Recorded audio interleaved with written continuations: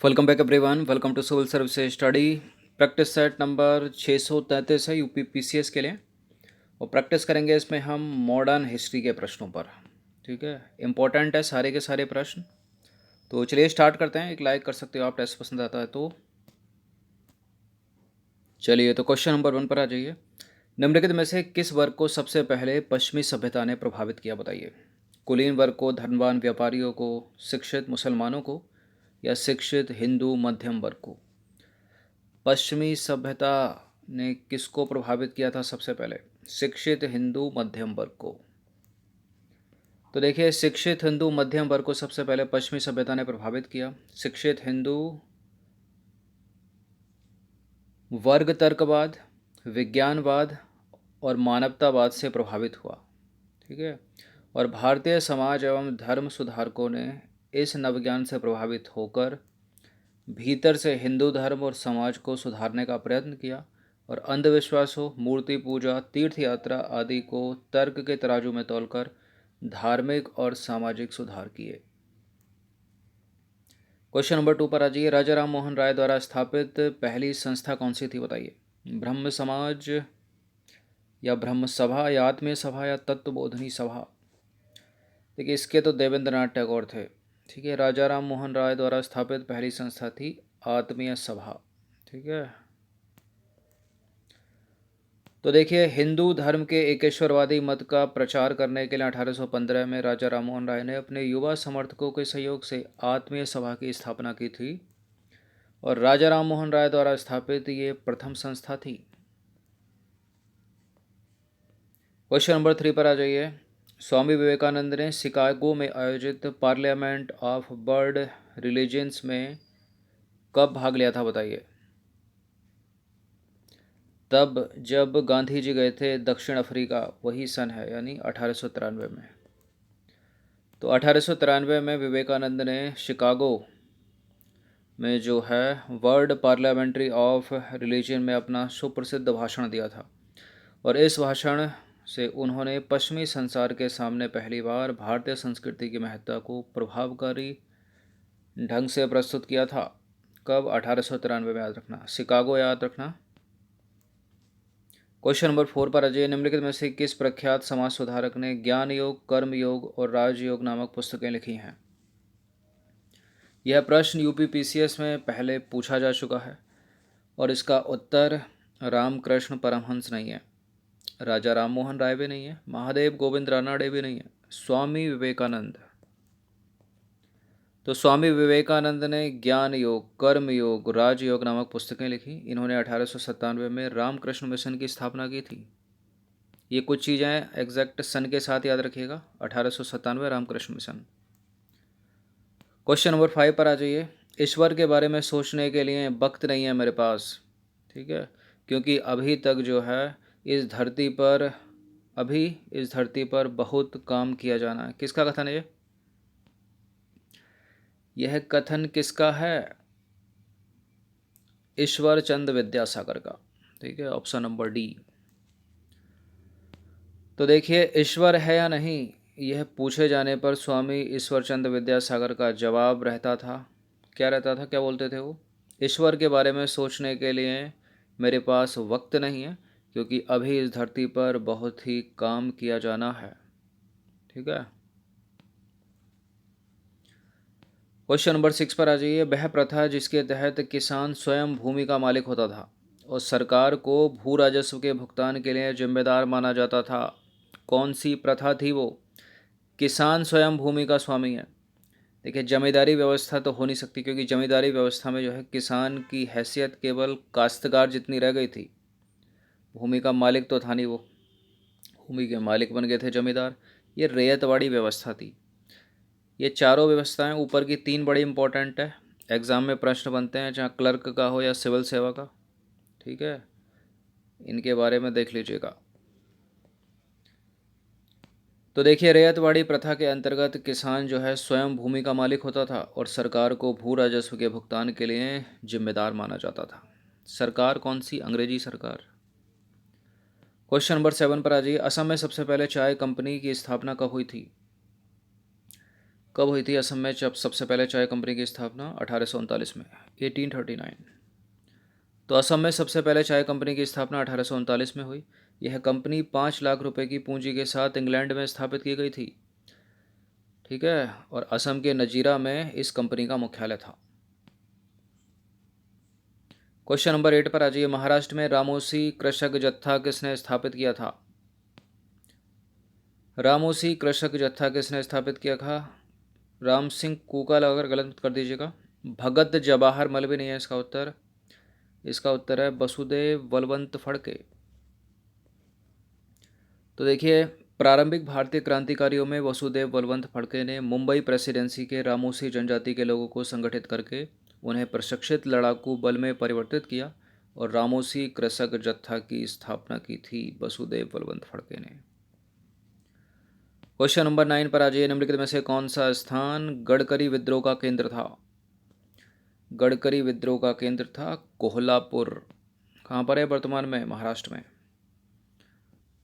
तो देखिए, गडकरी लोग मराठों के किलों में काम करने वाले उनके वंशानुगत कर्मचारी थे। उन्होंने मनमाने ढंग से राजस्व की वसूली, किन्होंने? गडकरी लोगों ने। और मराठा सेना से उनको सेवा मुक्त कर दिया गया, निकाल दिया गया, और गडकरियों की ज़मीनों को मामलतदारों की देखरेख के अधीन कर दिया गया। इन सबसे रुष्ट होकर, तंग आकर 1844 में कोल्हापुर में विद्रोह कर दिया गडकरियों ने। चलिए क्वेश्चन नंबर 10 पर आ जाइए। कोल विद्रोह का नेतृत्व किसने किया था? बताइए। कोल विद्रोह का नेतृत्व किया था बुद्धू भगत ने। तो छोटा नागपुर क्षेत्र में कोल विद्रोह का नेतृत्व 1831 से 1832 में जो है बुद्धू भगत ने किया था। ठीक है, याद रखिएगा। क्वेश्चन नंबर 11 पर आ जाइए। निम्नलिखित कथनों पर विचार करना है। कथन कारण वाला प्रश्न है। दोनों सही होंगे। व्याख्या करेगा तो ये होगा, व्याख्या नहीं करेगा तो ये होगा। इनमें से कोई सही गलत होगा तो उत्तर सी या डी में से दिया जाएगा। चलिए, कथन क्या कहता है? अंग्रेजों को कई आदिवासी विद्रोह का सामना करना पड़ा था। और कारण क्या है इसका? अंग्रेजों ने खनिज संपदा, इमारती लकड़ी और सस्ते मजदूरों की आपूर्ति के लिए वनों की ओर रुख किया था। बताइए। अंग्रेजों को कई आदिवासी विद्रोह का सामना करना पड़ा, ये बात तो सत्य है। ठीक है, अब इसका कारण क्या था? अंग्रेजों ने खनिज संपदा, इमारती लकड़ियों और सस्ते मजदूरों की आपूर्ति के लिए वनों की ओर रुख किया था। बिल्कुल। और वन का प्रभुत्व किन के पास? इन लोगों के पास। ठीक है, तो कथन और कारण ये दोनों सही हो जाते हैं, और कारण कथन की व्याख्या भी करता है। तो इसका उत्तर क्या हो जाएगा? कथन और कारण दोनों सही हैं और कारण कथन की सही व्याख्या करता है। Option number A. 6 से 7 प्रश्न इस तरह के पूछे जाते हैं। ठीक है, तो देखिए, आदिवासी भारत के मूल निवासी हैं जो औपनिवेशिक काल में वनों और उसके आसपास के क्षेत्रों में रहते थे। ये वन प्राकृतिक संपदा से परिपूर्ण थे और आदिवासियों के जीवन की वृत्ति के मुख्य स्रोत थे। ठीक है, अंग्रेजों ने खनिज संपदा, इमारती लकड़ी और सस्ते मजदूरों की आपूर्ति के लिए वनों की ओर रुख किया। फलस्वरूप हुआ क्या? उन्हें कई आदिवासी विद्रोह का सामना करना पड़ा, क्योंकि अंग्रेज उनके घर में घुस रहे थे। चलिए क्वेश्चन नंबर 2 पर आ जाइए। निम्नलिखित कथनों पर विचार करना। एक बार फिर से 2 स्टेटमेंट हैं, बताना कि इनमें से कौन सा करेक्ट है, लेकिन इस बार कथन कारण वाले नहीं। 1793 के स्थायी बंदोबस्त के बाद आदिवासियों की ज़मीनें छीन ली गईं और नीलामी द्वारा जमींदारों को दे दी गईं। आदिवासियों के ऊपर वन उत्पादों के संग्रह एवं बिक्री पर रोक लगा दी गई। ठीक है, जिससे उनके जीवन यापन पर संकट उत्पन्न हो गया। बिल्कुल, दूसरा स्टेटमेंट तो पढ़ते ही करेक्ट हो जाएगा कि हाँ भाई करेक्ट है, थोड़ी बहुत जीएस पढ़ी होगी तो। 1793 में हुआ था स्थायी बंदोबस्त। चलिए, ये भी सही है। तो दोनों के दोनों सही हैं, सी है इसका आंसर। तो 1793 के स्थायी बंदोबस्त के बाद आदिवासियों की ज़मीनें छीन ली गई और नीलामी द्वारा जमींदारों को दे दी गई। और जमींदारों ने क्या किया? ये ज़मीनें पुनः बाहरी किसानों को खेती के लिए दे दी। अब देखिए, आदिवासियों के ऊपर वन उत्पादों के संग्रह और बिक्री पर रोक लगा दी गई और जिससे उनके जीवन यापन पर संकट उत्पन्न हो गया। बाहर से आए हुए महाजन अत्यधिक ऊंची दर पर ऋण देते थे, जिसे चुका पाना आदिवासियों के लिए मुश्किल होता था। और क्या हुआ? देखिए, अंग्रेजों ने रेल मार्ग निर्माण, बागवानी, खेतों और उद्योगों में सस्ते मजदूरों के रूप में आदिवासियों का उपयोग किया। इन्हीं सब के चलते समय समय पर आदिवासी विद्रोह हुए। क्वेश्चन नंबर 13 पर आ जाइए। निम्नलिखित कथनों पर विचार करेंगे हम। पहला स्टेटमेंट है, महाजनों, जमींदारों और अंग्रेजों ने आदिवासियों का शोषण विशेषकर पश्चिमी भाग के कोल, भील, मुंडा, संथाल आदि समुदाय पर किया। दूसरा स्टेटमेंट है, अंग्रेज आदिवासियों के विद्रोह को दबाने में सफल न हो पाए, फलस्वरूप अंग्रेजों को कुछ वर्षों के लिए पश्चिमी भारत से पलायन करना पड़ा। बताइए कौन सा करेक्ट है। देखिए दूसरा स्टेटमेंट ब्लंडर मिस्टेक नहीं लग रहा? गलत है दूसरा वाला स्टेटमेंट। ठीक है, अंग्रेजों ने दबा दिया था आदिवासियों के विद्रोह को। ठीक है, पलायन वलायन नहीं करा था उन्होंने। वो पहला स्टेटमेंट भी एक छोटी सी गलती से गलत है। ठीक है, महाजनों, जमींदारों और अंग्रेजों ने आदिवासियों का शोषण विशेषकर पश्चिमी नहीं बल्कि पूर्वी, ठीक है, पूर्वी भारत के कोल, मुंडा, भील और संथाल आदि समुदाय पर किया। ठीक है, इनका नाम लेकर भी, ठीक है, आपको पूरा याद आ जाना चाहिए कि कौन सी जनजाति या कौन सा विद्रोह कहाँ हुआ था। ठीक है, तो छोटी सी गलती से गलत हो गया पहला वाला स्टेटमेंट, और दूसरा तो है ही ब्लंडर। तो दोनों के दोनों गलत हैं, डी है इसका आंसर। ठीक है, तो उपरोक्त दोनों के दोनों कथन असत्य हैं। देखिए, महाजनों, जमींदारों और अंग्रेजों ने आदिवासियों का शोषण विशेष रूप से पूर्वी भारत के कोल, भील, मुंडा, संथाल आदि जनजातीय आदिवासी समुदाय पर किया। इससे तंग होकर आदिवासियों ने अंग्रेजों के खिलाफ विद्रोह कर दिया। वे अपने क्षेत्र को बाह्य लोगों से मुक्त कराने की भावना से प्रेरित थे। कौन? आदिवासी लोग। लेकिन ये विद्रोह अंग्रेजों द्वारा कुचल दिए गए। ठीक है, सफल नहीं हो पाए। परंतु स्वतंत्रता और आत्मसम्मान की जो जिजीविषा आदिवासियों ने उत्पन्न की थी, वह लोगों के लिए एक मिसाल बनी और इसने जो है स्वतंत्रता की आग को और भड़काने का कार्य किया। क्वेश्चन नंबर 14 पर आ जाइए। निम्नलिखित कथनों पर विचार करेंगे। 3 स्टेटमेंट हैं इस बार।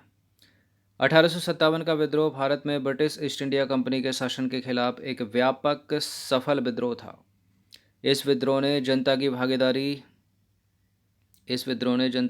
इसने हासिल की।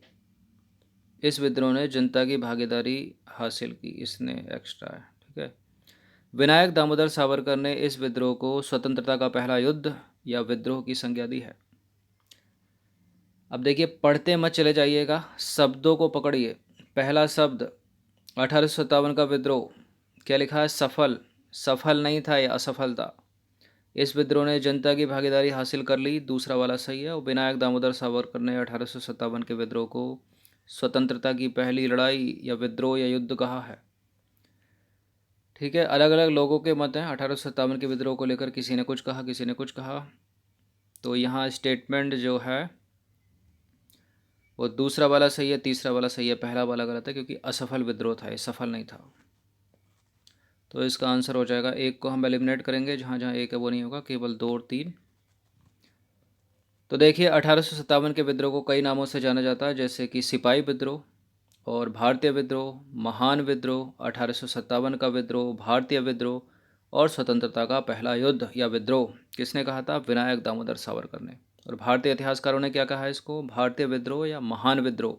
ब्रिटिश इतिहासकारों ने क्या कहा है इसको? सिपाही विद्रोह। ये प्रश्न पूछे गए हैं अलग अलग एग्जाम में।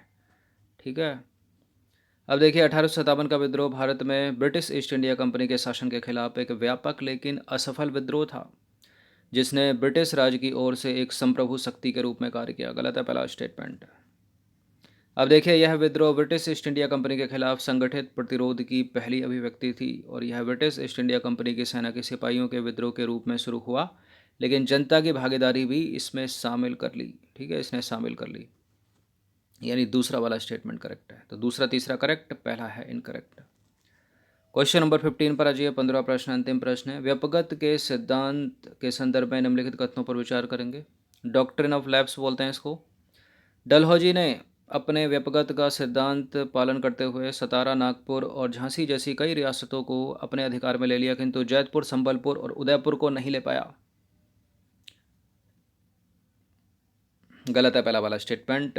ठीक है। जैतपुर भी हड़प लिए थे उसने, संबलपुर भी हड़पा, उदयपुर भी हड़पा, सतारा हड़पा, नागपुर हड़पा, झांसी हड़पा व्यपगत के सिद्धांत के तहत। गलत पहला। अब देखिए, इस सिद्धांत में अंग्रेजों द्वारा किसी भी शासक के निसंतान होने पर उसे अपने उत्तराधिकारी को गोद लेने का अधिकार नहीं था।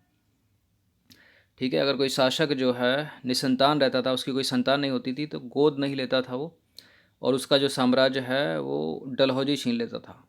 ये सही है दूसरा वाला स्टेटमेंट, पहला गलत है। तो इसका आंसर हो जाएगा ऑप्शन नंबर बी, केवल 2। तो देखिए, 1840 के दशक के अंत में लॉर्ड डलहौजी द्वारा पहली बार व्यपगत का सिद्धांत नामक उल्लेखनीय ब्रिटिश तकनीक का सामना किया गया। इसमें अंग्रेजों द्वारा किसी भी शासक के निसंतान होने पर उसे अपने उत्तराधिकारी को गोद लेने का अधिकार नहीं था। अतः शासक की मृत्यु होने के बाद या सत्ता का त्याग करने के बाद उसके शासन पर अंग्रेजों द्वारा कब्जा कर लिया जाता था। देखिए, डलहौजी ने अपने व्यपगत के सिद्धांत का पालन करते हुए सतारा को, नागपुर को, झांसी को, जैतपुर को, संभलपुर को और उदयपुर को, इन सब रियासतों को जो है, और इसके अलावा और कई रियासतों को अपने अधिकार में ले लिया था। इसलिए गलत है पहला वाला स्टेटमेंट। ठीक है, सतारा भी छीना उसने, नागपुर भी छीना, झांसी छीना, जैतपुर छीना, संबलपुर, उदयपुर छीना। तो कुछ ये इंपॉर्टेंट प्रश्न, इंपॉर्टेंट है इनकी एक्सप्लेनेशन, मॉडर्न हिस्ट्री के 15 प्रश्न, इनकी प्रैक्टिस एक बार कर लीजिएगा। धन्यवाद।